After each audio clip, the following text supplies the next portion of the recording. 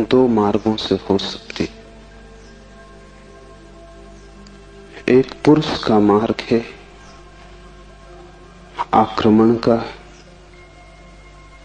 हिंसा का, छीन झपट का।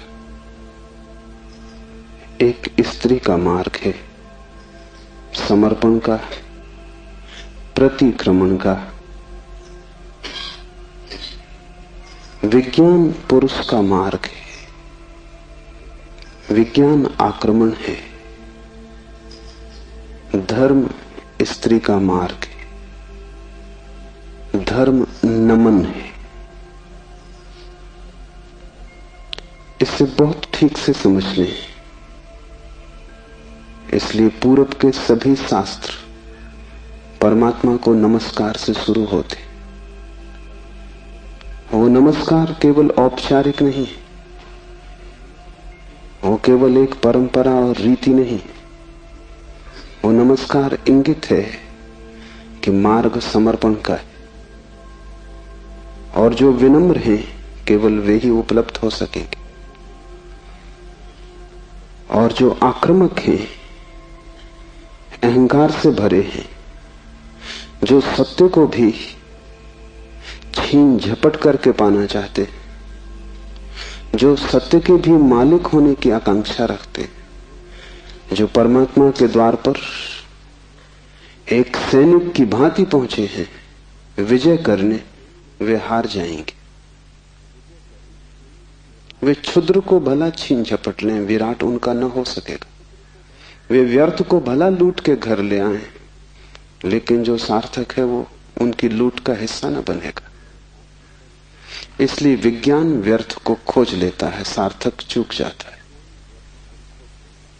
मिट्टी, पत्थर, पदार्थ के संबंध में जानकारी मिल जाती, लेकिन आत्मा और परमात्मा की जानकारी छूट जाती। ऐसे ही जैसे तुम राह चलती एक स्त्री पर हमला कर दो, बलात्कार हो जाएगा। स्त्री का शरीर भी तुम कब्जा कर लोगे, लेकिन उसकी आत्मा तुम्हें न मिल सकेगी, उसका प्रेम तुम न पा सकोगे। तो जो लोग आक्रमण की तरह जाते हैं परमात्मा की तरह, वे बलात्कारी। वे परमात्मा के शरीर पर भला कब्जा कर लें, इस प्रकृति पर जो दिखाई पड़ती है, जो दृश्य है, उसकी चीरफाड़ कर लें, विश्लेषण कर लें, उसके कुछ राज खोज लें, लेकिन उनकी खोज वैसी ही क्षुद्र होगी जैसे किसी पुरुष ने किसी स्त्री पर हमला किया हो और बलात्कार किया हो। स्त्री का शरीर तो उपलब्ध हो जाएगा, लेकिन उपलब्धि दो कौड़ी की है, क्योंकि उसकी आत्मा को तुम छू भी न पाओगे। और अगर उसकी आत्मा को न छुआ तो उसके भीतर जो प्रेम की संभावना थी, वो जो छिपा था बीज प्रेम का, वो कभी अंकुरित न होगा। उसकी प्रेम की वर्षा तुम्हें न मिल सकेगी। विज्ञान बलात्कार है, वो प्रकृति पर हमला है। जैसे कि प्रकृति कोई शत्रु हो, जैसे कि उसे जीतना है, पराजित करना है। इसलिए विज्ञान तोड़फोड़ में भरोसा करता है, विश्लेषण तोड़फोड़ है, काटपीट में भरोसा करता है। अगर वैज्ञानिक से पूछो कि फूल सुंदर है तो तोड़ेगा फूल को, काटेगा, जांच पड़ताल करेगा, लेकिन उसे पता नहीं तोड़ने में ही सौंदर्य खो जाता। सौंदर्य तो पूरे में था, खंड खंड में सौंदर्य ना मिलेगा। हाँ, रासायनिक तत्व मिल जाएंगे, किन चीजों से फूल बना है, किन पदार्थों से बना है, किन खनिज और द्रव्यों से बना है, वो सब मिल जाएगा। तुम बोतलों में अलग अलग फूल के खंडों को इकट्ठा करके लेबल लगा दोगे, तुम कहोगे ये केमिकल्स हैं, ये पदार्थ हैं, इनसे मिलकर फूल बना था, लेकिन तुम एक भी ऐसी बोतल न भर पाओगे जिसमें तुम कह सको ये सौंदर्य है जो फूल में भरा था। सौंदर्य तिरोहित हो जाएगा। अगर तुमने फूल पर आक्रमण किया तो फूल की आत्मा तुम्हें न मिलेगी, शरीर ही मिलेगा। विज्ञान इसलिए आत्मा में भरोसा नहीं करता। भरोसा करे भी कैसे? इतनी चेष्टा के बाद भी आत्मा की कोई झलक नहीं मिलती। झलक मिलेगी ही नहीं, इसलिए नहीं कि आत्मा नहीं, बल्कि तुमने जो ढंग चुना है वो आत्मा को पाने का ढंग नहीं। तुम जिस द्वार से प्रवेश किए हो वो क्षुद्र को पाने का द्वार है। आक्रमण से जो बहुमूल्य है वो नहीं मिल सकता। जीवन का रहस्य तुम्हें मिल सकेगा अगर नमन के द्वार से तुम गए, अगर तुम झुके, तुमने प्रार्थना की, तो तुम प्रेम के केंद्र तक पहुंच पाओगे। परमात्मा को रिझाना करीब करीब एक स्त्री को रिझाने जैसा है। उसके पास अति प्रेमपूर्ण, अति विनम्र, प्रार्थना से भरा हृदय चाहिए। और जल्दी वहां नहीं है। तुमने जल्दी की कि तुम चूके, वहां बड़ा धैर्य चाहिए। तुम्हारी जल्दी और उसका हृदय बंद हो जाएगा, क्योंकि जल्दी भी आक्रमण की खबर है।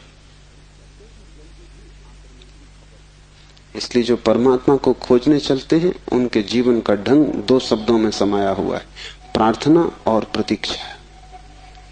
प्रार्थना से शास्त्र शुरू होते हैं और प्रतीक्षा पर पूरे होते हैं। प्रार्थना से खोज इसलिए शुरू होती। इस शास्त्र का पहला चरण है ओम स्वप्रकाश आनंद स्वरूप भगवान शिव को नमन। और अब शिव सूत्र प्रारंभ। इस नमन को बहुत गहरे उतर जाने दें, क्योंकि अगर द्वार ही चूक गया तो पीछे महल की जो मैं चर्चा करूंगा वो समझ में ना आएगी। पुरुष को थोड़ा हटाएं, आक्रामक वृत्ति को थोड़ा दूर करें। ये समझ कुछ बुद्धि से आने वाली नहीं, हृदय से आने वाली है।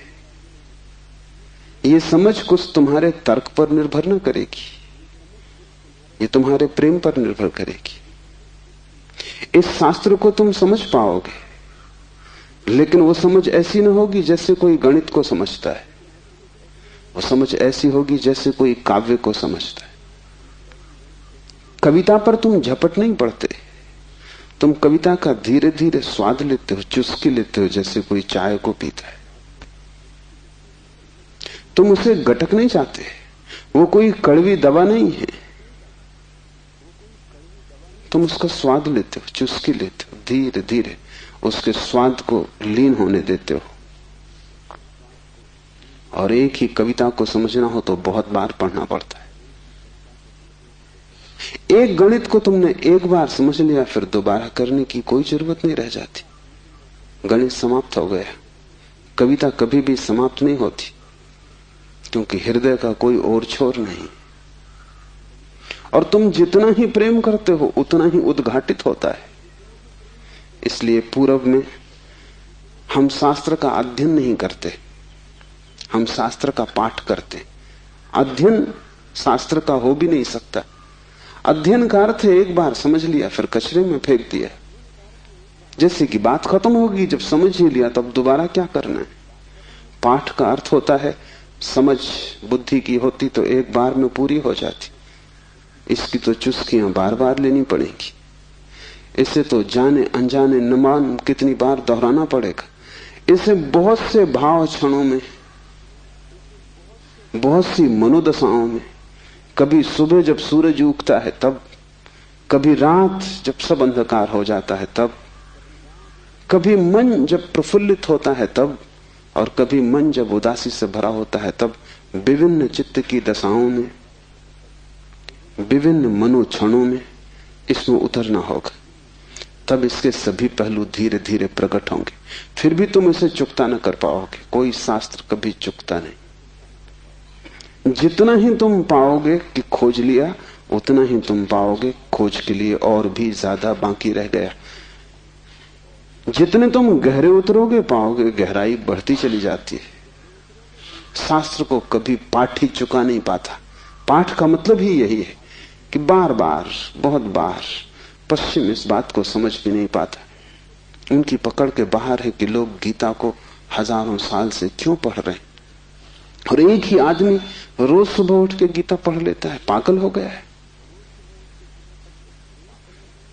उनको ख्याल में नहीं कि पाठ की प्रक्रिया हृदय में उतारने की प्रक्रिया है। उस उसका समझ से बहुत वास्ता नहीं है, स्वाद से वास्ता है। तर्क और गणित और हिसाब से उसका कोई भी संबंध नहीं है। उसका संबंध तो अपने हृदय को और उसके बीच की जो दूरी है उसको मिटाने से। धीरे धीरे हम इतने लीन हो जाएं उसमें कि पाठी और पाठ एक हो जाए, पता ही न चले कि कौन गीता है और कौन गीता का पाठी। ऐसे भाव से जो चले, ये स्त्री का भाव है, ये समर्पण की धारा है। इसे ख्याल में ले लेना। नमन से हम चले तो शिव के सूत्र समझ में आ सकेंगे। उन्हें तुम अपने में उतरने देना और जल्दी निर्णय की मत करना कि वे ठीक हैं कि गलत हैं, क्योंकि सूत्रों के संबंध में एक बात ख्याल रख लेना, तुम्हारे ऊपर निर्भर नहीं है तय करना कि वे ठीक हैं या गलत हैं। तुम निर्णय कर भी कैसे पाओगे? जो अंधेरे में खड़ा है वो प्रकाश के संबंध में क्या निर्णय करेगा? और जिसने कभी स्वास्थ्य नहीं जाना, जो रोग की सैया से ही बंधा रहा है, उसे स्वास्थ्य की परिभाषा कैसे समझ में आएगी? जिसने कभी